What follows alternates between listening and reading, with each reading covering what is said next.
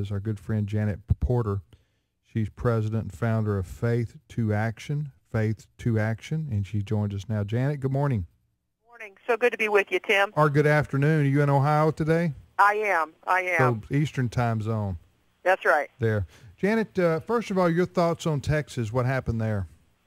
Well, it just it really shows that anything that in any way questions the ability to take a human life, that the pro-aborts are going to scream bloody murder. They scream bloody murder at anything that would question bloody murder.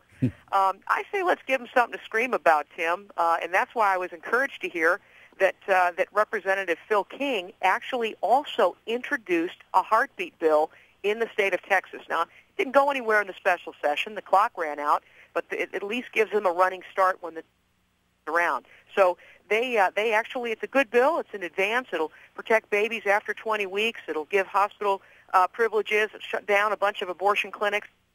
We're actually moving in the right direction to protect babies with beating hearts in Texas, and that to me is what I find most encouraging. Yeah, I want to just tell people here, and what we're dealing with, folks, we understand, Janet certainly understands, and we understand that abortion is immoral, period. And it's bloody murder, as she said. It's the taking of innocent human life in the womb, and it's against God's law. And so we as Christians are going to oppose it from conception forward. So that's our standard. But what we're dealing with here in our country is the Roe versus Wade decision from 1973, which allows for abortion in America, in all 50 states. You remember what happened with that decision. So since that time, the pro-life cause has had to mature and grow and learn how to do things. Right, develop strategies. And so what the pro-life cause has been doing is trying to do things incrementally. You're not going to be able to reverse Roe versus Wade. There's no maybe anytime soon that I can see.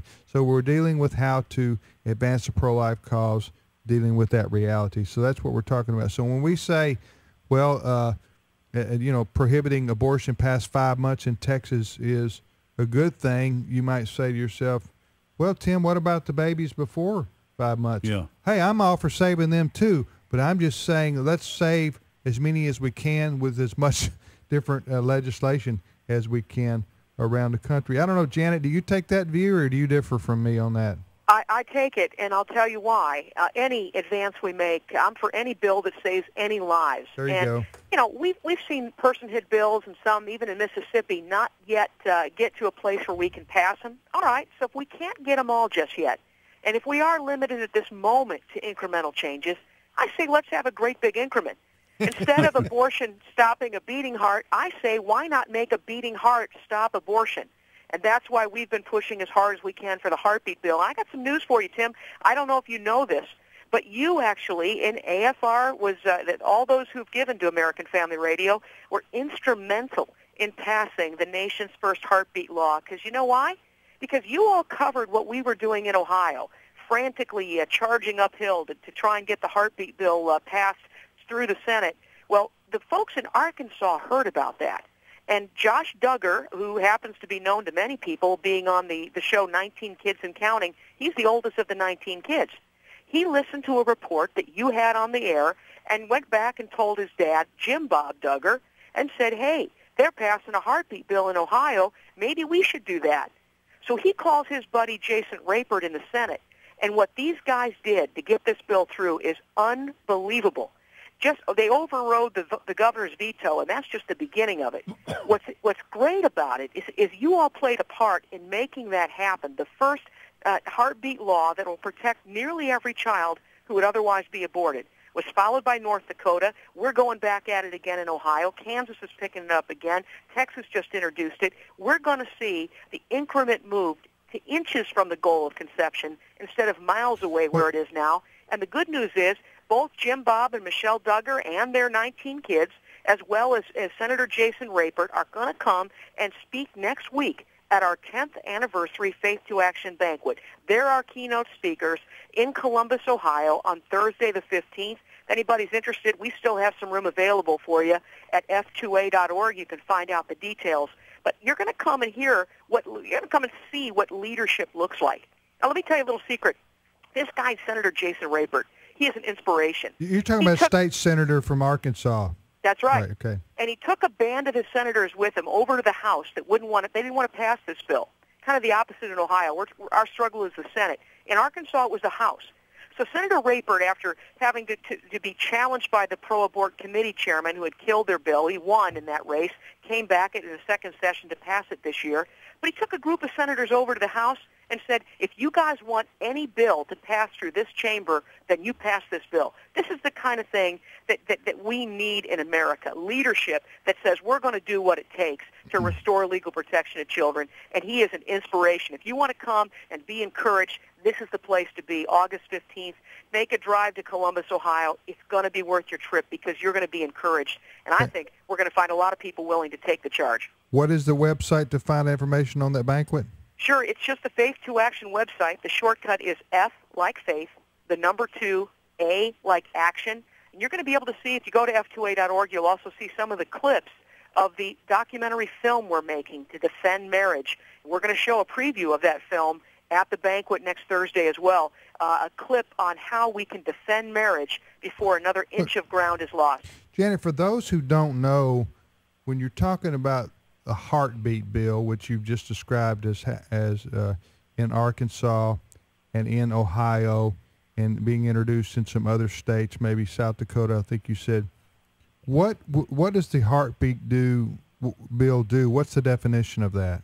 Sure. It simply says that, and this is as simple as I can put it, if a heartbeat's detected, the baby's protected. If you can audibly hear, if a doctor can hear that heartbeat of that unborn child, then that child will be treated as anybody else with a heartbeat.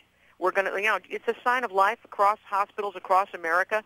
If there is a beating heart, you're not going to bury the patient. You're not going to consider that person anything other than alive. And if it's a human being, it's a member of our human family deserving of protection.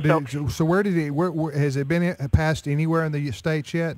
Yeah, it's passed in Arkansas, as we've stated, and also in North Dakota. So 2 states now have the most pro-life laws in the country. They're heartbeat laws that actually began with our efforts that didn't seem to work very, very well yet in Ohio, but they heard about them. That's what I'm telling you, is if they just heard about our failed effort in Ohio, and it inspired them because of your radio network, it inspired them to pass a heartbeat law of their own, and there now are 2 states that have them, Arkansas and North Dakota, with a bunch of states lined up behind them, including Mississippi. Amen. Janet, how do these 2 laws, how are they doing in terms of court challenge? Have they been challenged in court? I can't imagine that the pro-aborts wouldn't have immediately gone to court. Yeah, they have gone to court, and it's really no surprise. Here's what we expect to happen, Ed. We expect to see that informed consent, to inform the mother that there is a heartbeat, to test for that heartbeat, keeping portion of this bill to be upheld. And we expect that they're going to strike down the ability to legally protect children with a beating heart. But here's the good news.